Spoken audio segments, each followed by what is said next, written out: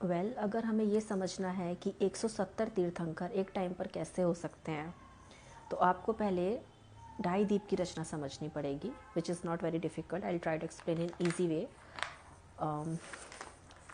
ये आप लोगों ने अपना 3 लोक की रचना सभी जगह देखी होगी, पूजन पाठ प्रदीप की किताबों में भी रहती है।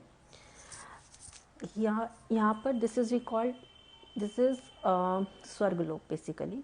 जैसे हम अधोलोक, मध्यलोक और ऊर्ध्वलोक 3 पार्ट में डिवाइड करते हैं। तो अधोलोक कहलाता है ये वाला, जहाँ पे नरक और भवनवासी देव रहते हैं। This is we called Madhyalok, the mid part, and this is we called the Urdhvalok, जहाँ पे देवताओं का निवास होता है। तो now we are discussing only Madhyalok, क्योंकि तीर्थंकर अपने यहीं पर होते हैं, नरक और स्वर्ग में नहीं जाएंगे ऑब्वियसली। तो मध्यलोक की रचना आपको समझनी है तो ये गोल आकार का होता है, समथिंग ऐसा कुछ लाइक दैट। समझने के लिए दिस इज़ वी कॉल्ड मध्यलोक। इस मध्यलोक में ढाई द्वीप में एक साथ 170 तीर्थंकर हो सकते हैं, और वो कैसे होते हैं उसको समझने का ट्राई करते हैं। तो इसे समझने का प्रयास करते हैं।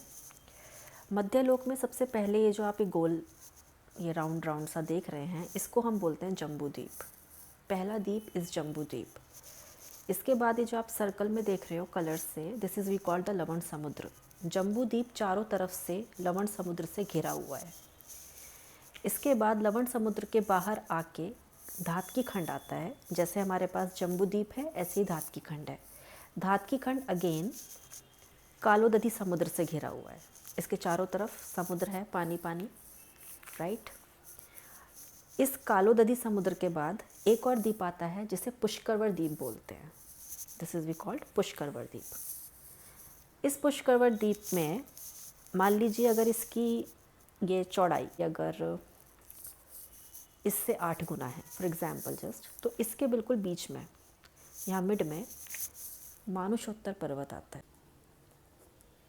और ये नियम है कि मनुष्य मानुषोत्तर पर्वत को लांघ नहीं सकता। As per the Jain cosmology आप मानुषोत्तर पर्वत से आगे नहीं जा सकते, कोई भी मनुष्य नहीं जा सकता है।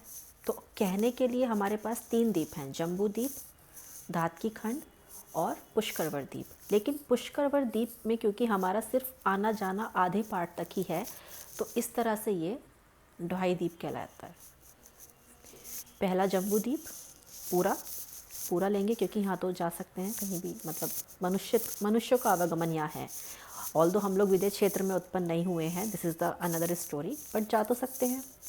तो जम्बू द्वीप पूरा हो गया। सिमिलरली धातकी खंड होता है, यहाँ पर भी मनुष्य हैं। सेकेंड द्वीप ये हो गया, और पुष्करवर द्वीप का आधा, तो फर्स्ट सेकेंड एंड आधा इसका मिला के ढाई द्वीप। अब इस ढाई द्वीप में टोटल 170 तीर्थंकर कैसे होते हैं वो आपको समझना है। तो आई होप कि ढाई द्वीप की रचना आपको समझ में आ गई हो।